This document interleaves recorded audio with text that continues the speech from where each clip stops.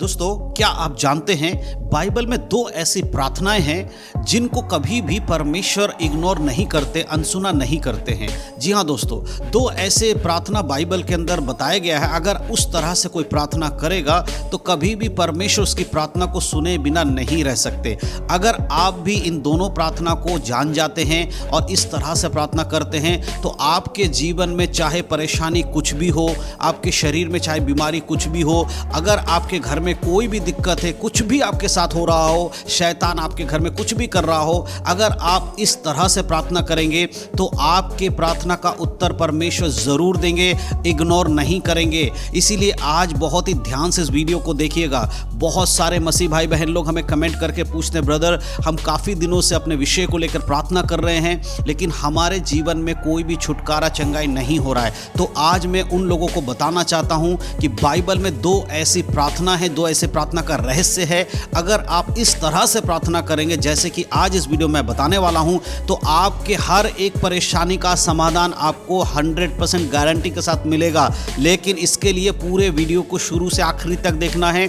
जो भी बाइबल का वचन आपको मैं बताऊंगा उसको अपने जीवन में लागू करना है। जब आप ऐसा करेंगे तभी ये प्रार्थना आपके जीवन में कार्य करेगा। सिर्फ सुन लेने से काम नहीं चलेगा। इस वीडियो को देखने के बाद, सुनने के बाद खुद इस तरह से प्रार्थना करना जैसे मैं आपको बताऊंगा। पूरे ध्यान से सुनिएगा क्योंकि बाइबल में ये दो लोगों की प्रार्थना है जिसको रहस्यमय प्रार्थना भी हम कह सकते हैं, क्योंकि इन लोगों के प्रार्थना का उत्तर यीशु मसीह ने तुरंत दिया था और इनको यह कहा था कि तुम्हारे विश्वास के कारण तुम चंगे हुए। ऐसे बहुत सारे लोगों को यीशु मसीह ने कहा, लेकिन ये दो ऐसे व्यक्ति हैं जिसके बारे में बाइबल बताती है इनका प्रार्थना शक्तिशाली प्रार्थना था और इन्होंने कोई बहुत बड़ा एक चमत्कारी प्रार्थना नहीं किया था। सिंपल यीशु मसीह के पास आकर कुछ शब्दों को कहा और यीशु मसीह ने इनको उनके जीवन में से जो भी परेशानी थी उसको दूर किया।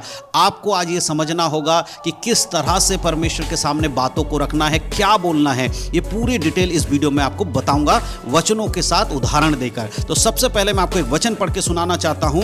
हम पढ़ेंगे लूका रचित सुसमाचार की किताब और उसका 8 अध्याय और उसका 41 आयत और 42 आयत। 8 के 41 में इस प्रकार लिखा है, इतने में याईर नाम का एक मनुष्य जो आराधनालय का सरदार था आया और यीशु के पांव पर गिरकर उससे विनती करने लगा कि हे मेरे घर चल, क्योंकि उसके 12 वर्ष की इकलौती बेटी थी, वह मरने पर थी। जब वह जा रहा था तब लोग उस पर गिरे पड़ते थे। यहाँ पर बाइबल हमें बताते एक व्यक्ति यीशु मसीह के पास आया जो कि आराधनालय का सरदार था। ध्यान दीजिएगा, आज मैं इनके प्रार्थना का तरीका आपको बता रहा हूँ। इस तरीके से आपको भी प्रार्थना करना। अगर आप इस तरीके से प्रार्थना करेंगे तभी आपके जीवन में काम होगा, वरना आपकी प्रार्थनाओं का उत्तर आपको नहीं मिलेगा। यहाँ पर वचन बताता कि एक व्यक्ति जो आराधनालय का सरदार था, ऊंचे पोस्ट पे था, एक अधिकारी था, उसके बाद भी वो यीशु मसीह के पास आकर गिड़गिड़ाने लगा और कहा, हे प्रभु मेरी बेटी मरने पर है, मेरे घर चलकर उसे चंगा कर। और यहां तक कि यीशु मसीह के ऊपर लोग गिर रहे थे, इतनी भीड़ थी, उसके बाद भी आराधनालय के सरदार वहां खड़ा रहा। लेकिन यहां पर एक बड़ी चीज आपको बताऊंगा कि इस व्यक्ति को चंगाई या इसकी बेटी को चंगाई नहीं मिला। यीशु मसीह ने इसको कुछ भी उत्तर नहीं दिया। इतना गिड़गिड़ाने के बाद भी इसको उत्तर नहीं दिया। और आगे एक और वचन मैं आपके लिए पढ़ना चाहता हूं, वो है मत्ती रचित सुसमाचार उसका 9 अध्याय उसके 20 आयत और 21 आयत। देखिए यहाँ पर क्या घटना यहाँ है। और देखो, एक स्त्री ने उसको, जिसको 12 वर्ष से लहू बहने का रोग था, पीछे से आकर उसके वस्त्र के आंचल को छू लिया, क्योंकि वह अपने मन में कहती थी, यदि मैं उसके वस्त्र को ही छू लूंगी तो चंगी हो जाऊंगी। ये एक स्त्री के बारे में जिसे 12 वर्ष से लहू बहने की एक रोग है, बीमारी थी, और वो स्त्री ने यीशु मसीह को नहीं पुकारा, परंतु उसने मन में विश्वास किया। यदि मैं मन में विश्वास करके उसने कहा कि अगर मैं उसके कपड़े को भी छू लूंगी तो मैं चंगी हो जाऊंगी।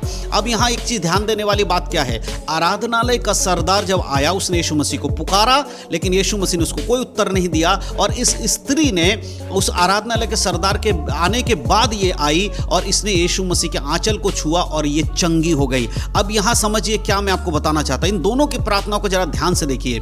जिस समय आराधनालय का सरदार आया उस समय यीशु ने कुछ भी उसको उत्तर नहीं दिया, लेकिन इस स्त्री ने जैसे ही यीशु मसीह के आंचल को छुआ और वो चंगी हो गई, जबकि इसने यीशु यीशु मसीह से प्रार्थना तक नहीं किया कि मुझे चंगा कर, क्योंकि इसने मन में विश्वास किया। आज बहुत सारे लोग बोलते हैं पर मन में विश्वास नहीं करते। अगर आप प्रार्थना कर रहे हैं और आपको ये बोल रहे हैं परमेश्वर मेरे घर में बीमारी है, मेरे इस व्यक्ति के जीवन में बीमारी है, मेरे घर में परेशान, कुछ भी आपका विषय हो, आप बोल रहे हैं लेकिन मन में ये विश्वास नहीं कर रहे कि आपके जीवन में यीशु मसीह काम कर सकते हैं या परमेश्वर आपके जीवन में काम कर सकते हैं, तो आपके प्रार्थना का उत्तर कैसे आपको मिलेगा। अब मैं क्यों इन दोनों प्रार्थना को रहस्यमय प्रार्थना बोल रहा हूं कि इनके रहस्य को समझिए कि स्त्री के मन में विश्वास था कि मैं सिर्फ छू लूंगी तो चंगी हो जाऊंगी, और उसने ऐसा किया और वो चंगी हो गई। लेकिन आगे एक और वचन हम जब पढ़ते हैं तो पता चलता, उसके लिए हम पढ़ेंगे लूका के किताब में, फिर से आएंगे उसके 8 अध्याय के 49 और 50। देखिए क्या लिखा है। हाँ लिखा है, वह ये कह ही रहा था कि किसी ने आराधनालय के सरदार के घर से आकर कहा, तेरी बेटी मर गई, गुरु को दुख ना दे। यहां पर एक व्यक्ति आकर आराधनालय के सरदार को, याईर को कह रहा है कि अब तुझे कोई दिक्कत नहीं, प्रार्थना करना छोड़ दे, यीशु मसीह तेरी नहीं सुन रहा है, तेरी बेटी तो मर गई है, जिसके लिए तू आया था वो तो मर चुकी है। इस प्रकार से आकर उसको रोकने लगे। अब एक चीज समझिए, एक स्त्री आई जिसने यीशु मसीह को छुआ और यीशु मसीह के वस्त्र को छुआ, चंगी हो गई। लेकिन इस आराधनालय का जो सरदार था, इसने आकर यीशु मसीह को पुकार कर कहा, प्रभु मेरे घर में चलिए, लेकिन यीशु ने कोई उत्तर नहीं दिया, जिसके परिणाम स्वरूप क्या हुआ कि उसकी बेटी मर गई। अब इस आराधनालय के सरदार को तो गुस्सा होना चाहिए था कि यीशु मसीह ने मेरी प्रार्थना को नहीं सुना, यीशु मसीह ने मेरी तरफ ध्यान नहीं दिया। लेकिन यहाँ जो बात है वो मैं आपको बताना चाहता हूँ कि यीशु मसीह ने क्या कहा। थोड़ी देर में यीशु मसीह ने उससे क्या कहा, लिखा 50 में, यीशु ने यह सुनकर उसे उत्तर दिया, मत डर, केवल विश्वास रख तो वह बच जाएगी, यानी तेरी बेटी बच जाएगी। अब उसकी बेटी मर गई है, यह खबर उसको पहुंच गया, लेकिन यहां यीशु मसीह कह रहे चिंता मत कर, विश्वास कर, मरी हुई भी जिंदा हो जाएगी। इसी प्रकार से आपको विश्वास करना। अगर आज आपकी प्रार्थना को उत्तर नहीं मिला है, कोई टेंशन नहीं है, कोई दिक्कत नहीं है, प्रभु करने वाला है। विश्वास कीजिए कि परमेश्वर आपके जीवन में चंगाई करेगा। हो सकता है थोड़ा समय लग रहा है, लेकिन परमेश्वर का जब समय आता है तो मरे हुए लोग भी जिंदा हो जाते हैं। 4 दिन का मरा हुआ लाजर उठकर खड़ा हो गया था। मेरे प्रियो, इस 2 प्रार्थना को आप समझिए कितना विश्वासपूर्ण प्रार्थना है। एक ने सिर्फ विश्वास किया, मांगा नहीं, उसके कारण उसको चंगाई मिला। दूसरे ने मांगा भी और अंत में विश्वास बने रहा, विश्वास आखिरी तक बने रहा। इसलिए हम देखते हैं कि याईर की बेटी को यीशु मसीह उसके घर जाकर उसे चंगा करते, उसे जिंदा करते हैं। मेरे प्रियो, आज विश्वासियों के प्रार्थना में ये 2 बातों को बहुत जरूरी है, मांगना और विश्वास करना। आज लोग क्या करते, या फिर खाली मांग रहे होते हैं या सिर्फ विश्वास करके भूल जाते हैं, प्रार्थना नहीं करते। देखिए, विश्वास और प्रार्थना दोनों हमारे लिए जरूरी है। हमें यीशु मसीह से बोलना, परमेश्वर से बोलना, प्रभु मेरे जीवन में ये दिक्कत है, मुझे इस चीज से छुटकारा दीजिए, और मन में विश्वास भी करना है कि यीशु मसीह आपके लिए करेंगे। ये दोनों का होना बहुत जरूरी है। आज ये दोनों लोगों में नहीं होता, इसलिए प्रार्थना को उत्तर नहीं मिलता है। अगर आपके प्रार्थना को उत्तर आपको नहीं मिल रहा है, आपको समझना होगा इन दोनों रहस्य को। प्रार्थना के अद्भुत रहस्य ही है, इसे बिल्कुल भी हल्के में मत लीजिए। इसी को समझने के बाद जब आप प्रार्थना करेंगे, आपके जीवन में चाहे बीमारी कितनी भी बड़ी हो, उसमें से परमेश्वर आपको छुटकारा जरूर देंगे। तो ये 2 वचन, या मैं कहूं कि 2 लोगों की ऐसी प्रार्थना है जो बाइबल के अंदर एक रहस्यमय प्रार्थना है, जिसे समझना बहुत आसान है, कठिन नहीं है। विश्वास और मांगना, ये दोनों हमारे प्रार्थना का हिस्सा है, तभी हमारे जीवन में काम होता है। तो मैं विश्वास करता हूं कि आप समझ पाएं कि आपको प्रार्थना कैसे करना है। एक तो आपको बोलना है, दूसरा ये विश्वास करना है कि यीशु मसीह के नाम से परमेश्वर आपके जीवन में जरूर करेंगे। जब आप इस तरह से प्रार्थना करेंगे तो परमेश्वर की ओर से आपको उत्तर जरूर मिलेगा।